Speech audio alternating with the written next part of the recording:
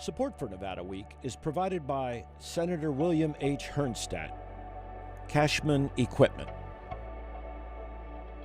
De Castroverde Law Group, Valley Electric Association, and additional supporting sponsors. And welcome to this special edition of Nevada Week. I'm Kip Bortenberger, and thank you for joining us. Now, Nevada Week is a show for us to help inform and connect us to the issues that are critical to Nevada's future. The topic for discussion tonight is the review of the state coverage, what we just watched here. What have we learned? Do we have a clear vision of our state's plan for the next 2 years? What does our new governor's proposed budget mean for our state? How does it affect us? How does it affect our neighbors? Joining us to help answer these questions tonight and many more, Carrie Kaufman, editor of Nevada Forward. We also have Robert Lang, executive director of the Lindsay Institute and Brookings Mountain West. Thank you so much for being here. We had the opportunity of just watching the entire State of the State address and the rebuttal. Robert, I want to start with you. Both the State of the State and the rebuttal talked about partisanship at the end. Can we compare Washington and what is happening in our state as far as partisanship and bipartisanship? Well, luckily we can't, because we have bipartisanship and you have hyper-partisanship in D.C. and in some other states like Wisconsin or North Carolina. So it's a privilege that we have a very civil discourse. And, you know, I noticed that there was a little bit of daylight between the rebuttal, you know, if you want to call it a rebuttal, you know, maybe an amendment to what the governor said. But they weren't, you know, light years apart like you see in some other states. I mean, there was a discussion of maybe we shouldn't intervene in the labor markets, you know, maybe we shouldn't intervene in the housing markets. But they both, you know, they both mentioned Winnemucca, so that they had that in common.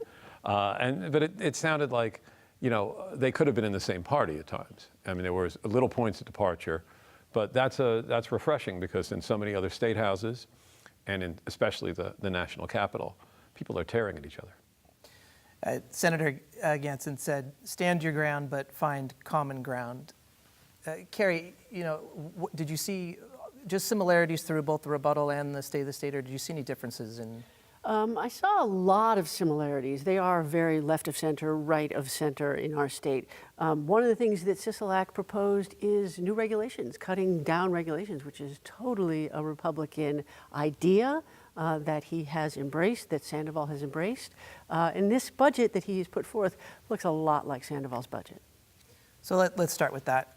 You know, Robert, is this common when you have a new governor come in? And I know we've had a Republican governor for several years, but you know, is this a common to just take the budget that has been proposed and pretty much implement that? Well, it's hard to undo the budget. There's a lot of work associated with the budget, and the governor's budget usually sticks. You know, it's hard to unwind it.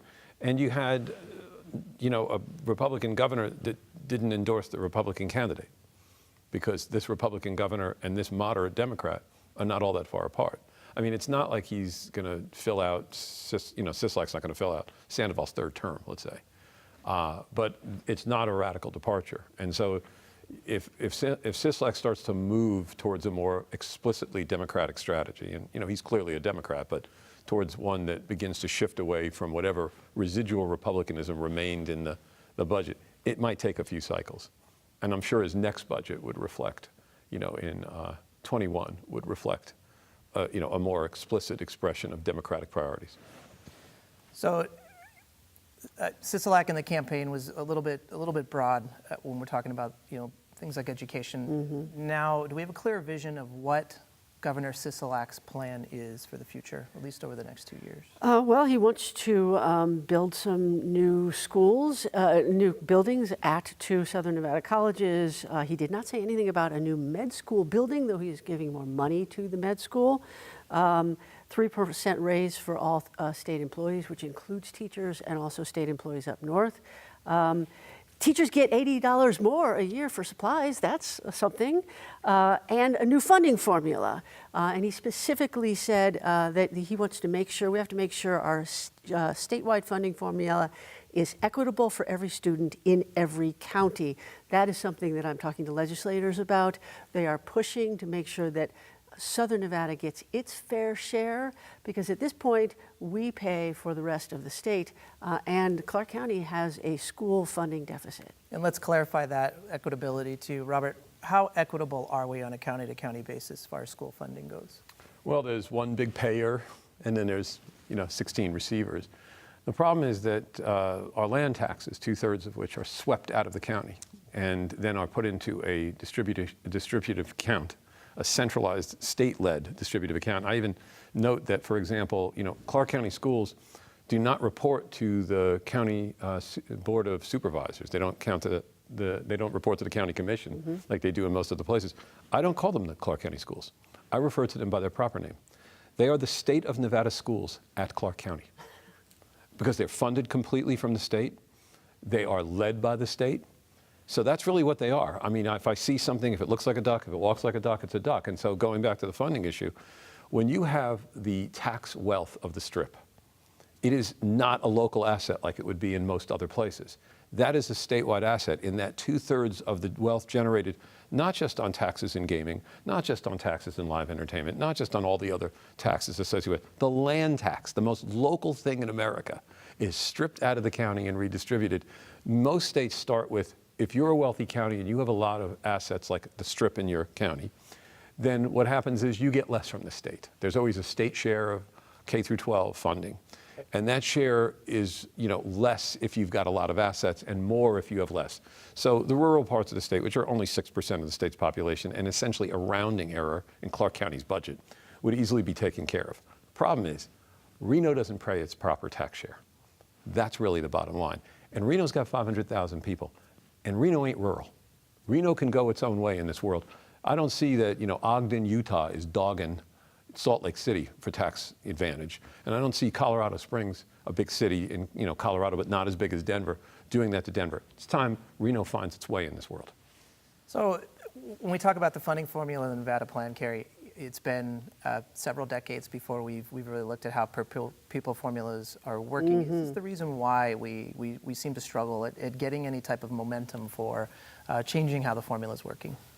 The reason why is because nobody will take up this decades-old formula and rewrite it, and that's something that he didn't really clearly address, how much we were going to rewrite the formula and how much we're just going to perhaps add money to the formula. I also have to note that he makes some disclosures here about how much money he's going to put in that adds up to about $258 million, but we need $1.2 billion for schools in Nevada as a whole. So we're going to be making hopefully strides, but are we going to be making them in the right place, and how much? And a governor can't do that alone. In fairness, CISLAC has to start off incrementally because it would be a shock to the system to switch the Nevada plan from 1967 when the state was, mostly white and a much smaller state and had, had 3 electoral votes and 1 member of Congress.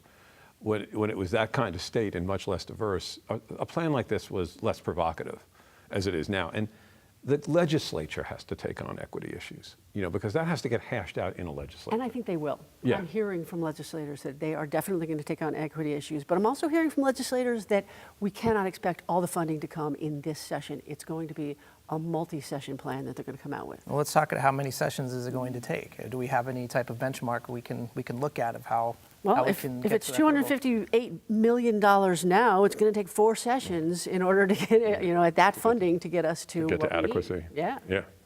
And it could take that long. It could take a decade. Again, the governor's habit and history in Clark County is one where he was a very competent manager of the people's business, and that's why he's governor.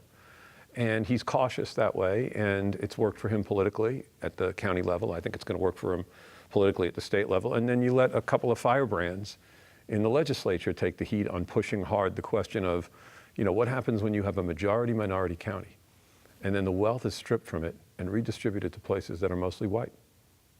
That's a provocative question to ask.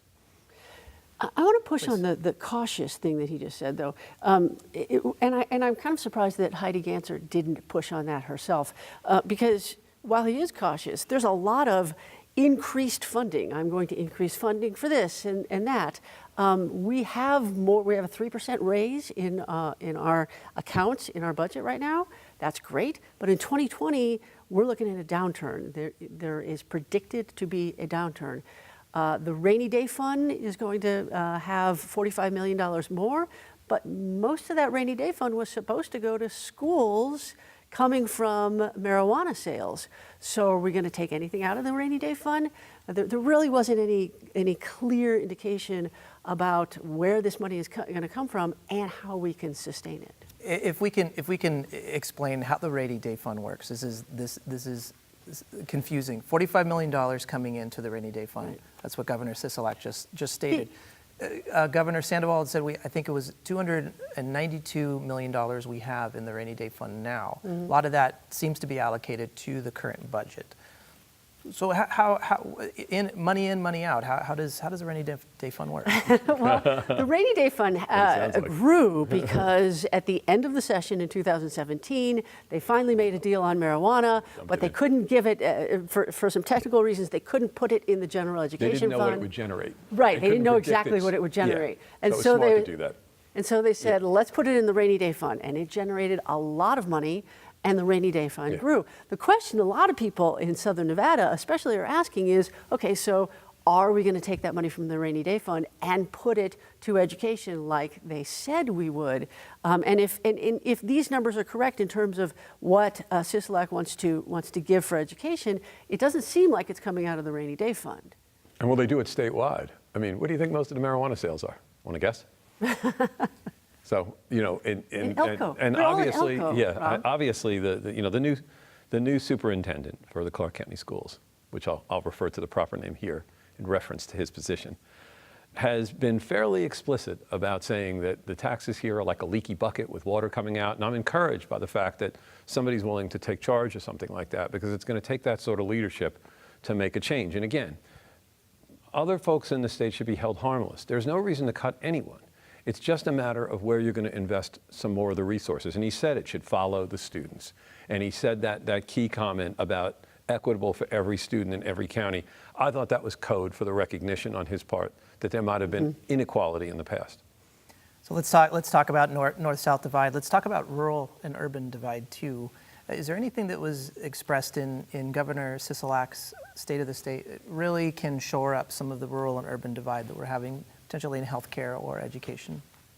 Yeah, he specifically said that he wanted to help veterans in rural counties and help rural counties, opening up new mental health centers and getting healthcare to rural counties. There are issues with that in terms of we need to get connectivity to rural counties, because if you can't go online, you really can't get healthcare. I mean, those things are intertwined. We were talking before we started about roads in rural counties. That needs to be fixed also. And he didn't get specific about that. He just said we want to do a better job of delivering healthcare to rurals. Let's go back to technology if we can for a second. He mentioned the technology caucus that is being formed. That was actually also explained in the rebuttal as well. Robert, how technologically savvy are we as a state? Well, Brookings Institution, my home institution, has a ranking system where it looks at the share of jobs that are in advanced industries. And then it rates you, and we're 51 out of 51 because it includes the District of Columbia. We're behind Hawaii. So we could use a tech caucus because, what we've done is we've succeeded in the smaller urban region to some extent, although Reno's still behind median. I mean, it's no Provo, Utah, if you know what I mean. It's not Phoenix even, in terms of the percentage share of people working in sectors that Brookings does track as being in technology. But what we haven't done is really put a lot of money into Clark's technology. And so when you've got the largest region with 75% of the state's population, and there was a discussion about income growth as well that's related to this. They mentioned that we've had strong income growth. You had $4,600 according to the American Community Survey, which is the census's national survey that updates data on things like family income. You had a $4,600 growth in median household income in Washington County. It's $700 in Clark County. And the reason is that the economic development plan that the Brookings Institution wrote in 2011 and that Sandoval adopted has been essentially applied to one county. And by that I mean 80% of the tax forgiveness, 80% of the tax capacity expended on inducing companies to move to Nevada has been expended north, 2/3 of which has been expended in 4,000 person and almost all white Story County. And the majority minority, 75% of the states, got about 22% of that expenditure in it. So it's a plan where if you're going to invest that much money north and induce that much industry to grow there, you're going to raise incomes there. You're not going to change the state profile that much because Washoe's simply a smaller space and it can't move the needle as much as you move it in Clark. So induction of industry, let's talk about small business. That's something that Governor Sisolak also stressed.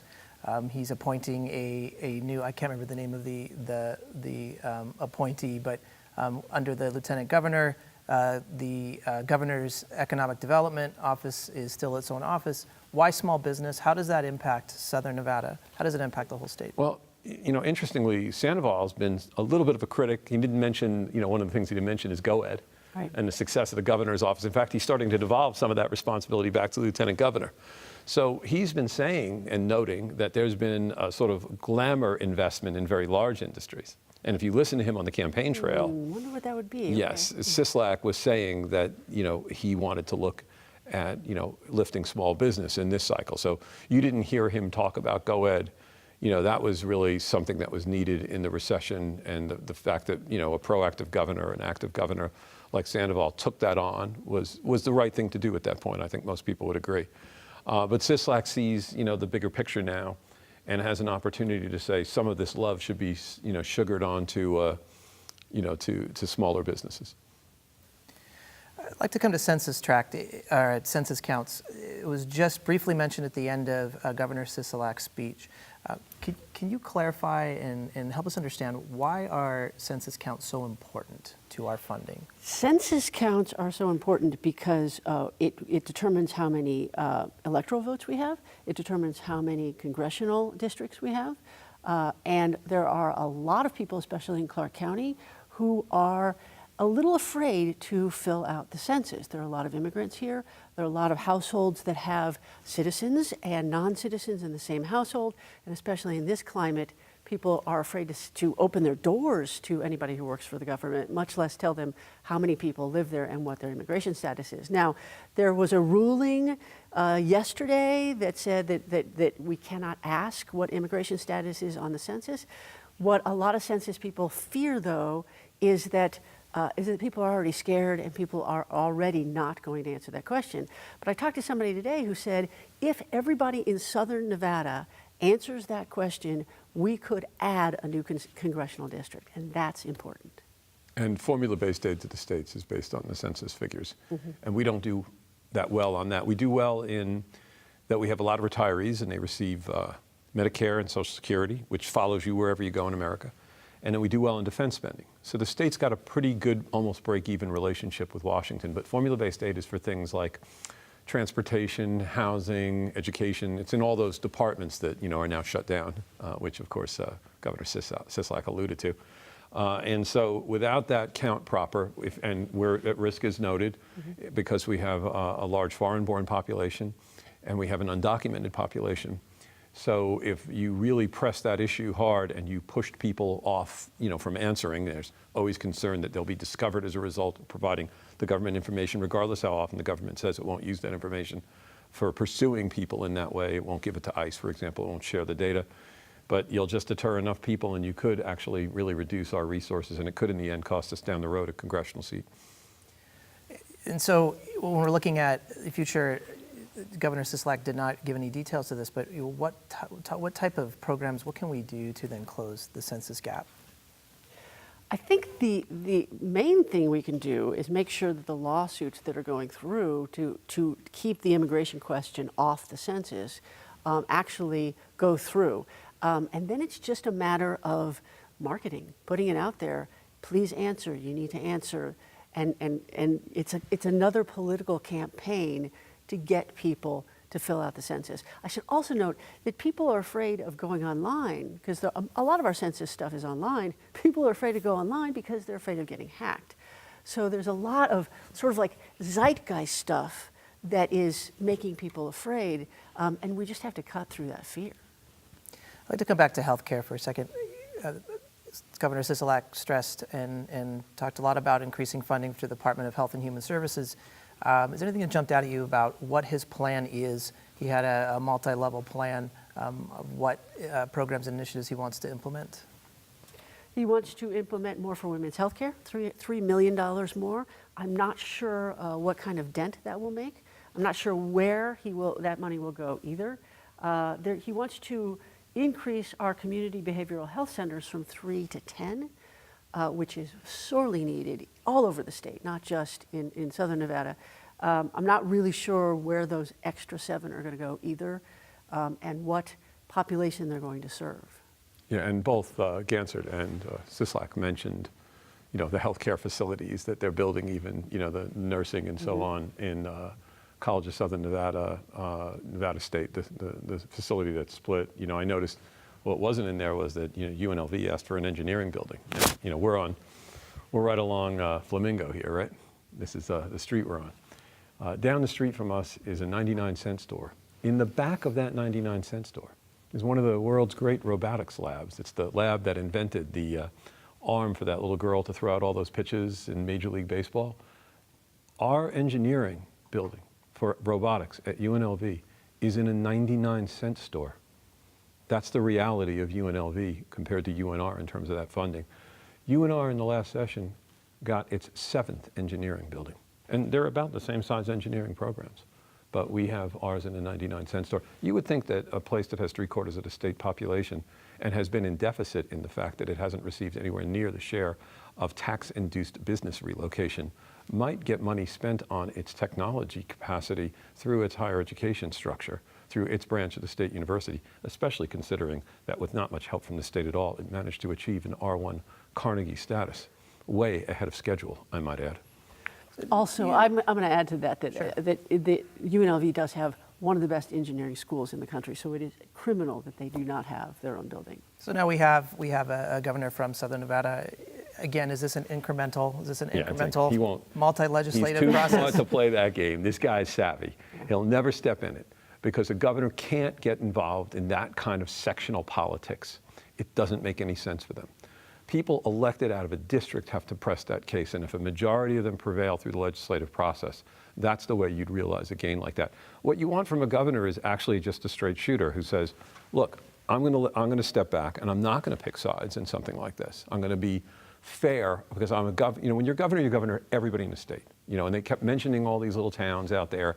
You're governor of those folks, and they've elected you, and even if the majority didn't vote for you in that town, it doesn't matter. So that's something that a legislature is stuck because of its representing a district. It represents a very specific geographically bounded interest.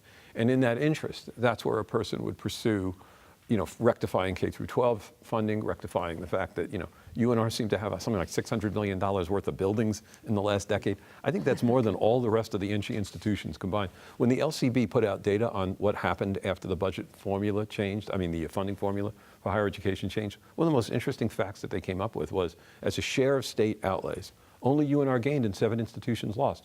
And it's not UNR versus UNLV. It's literally UNR versus everyone else. It's UNR versus Truckee Meadow. It's UNR versus Great Basin. It's UNR versus Western. It's literally UNR that received the lion's share of both the physical plant investment and then was the only gainer in relative terms to state budget share since the budget formula was enacted. And don't recall, this budget formula was one where the guy who wrote it up did it on the stationery of a consultant and handed it in and said it was from the consultant, and then they found out he wrote it and it cost him his job. We're talking about NC here. We're talking about Mr. Dan Klage. That's what we're operating under. It doesn't surprise me it's skewed. So let's use universities in the North-South as a perfect example. So the governor has now proposed his budget. Now we're going to our 80th legislative session. Exactly how, can you walk us through the process now of how budget goes to legislation? Now something like university funding can change. Well, legislators are going to come in and push for the things that they want to see. And the budget, I think they will push him a little more than he's wanting to go necessarily. They're going to come in and they're going to make the sausage. It's a really detailed exercise that they're going to spend most of the legislative session on. I've been told that they want to have their budget done by April, and they're going to look at where money comes from and try to allocate it as much as possible. I know that they're going to try to make sure that all education money goes to the people who pay the taxes for education, rather than, as Rob said, up in Reno when we're paying the taxes here. I also want to talk about one of the things that we have to think about in our budget. There is a BDR for a marijuana bank.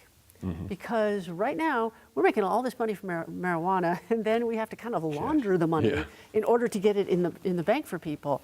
We have to think about what we're going to be doing to bolster our marijuana industry. He mentioned it. He didn't go into detail. That's going to be part of the budget sauce. And I'm sorry, I wish we had more time to talk about. We've run out of time, but thank you so much. And thank you for joining us for this special edition of Nevada Week.